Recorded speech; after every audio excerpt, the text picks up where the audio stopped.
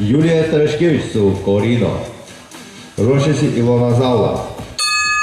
Noriu priminti, kad būtent 15 geriausių finalinių duetų dalyvauja šioje pirmojoje grupėje varžybose ir nedaugiau kaip 5 užsieniečiai gali dalyvauti šioje rungtyje.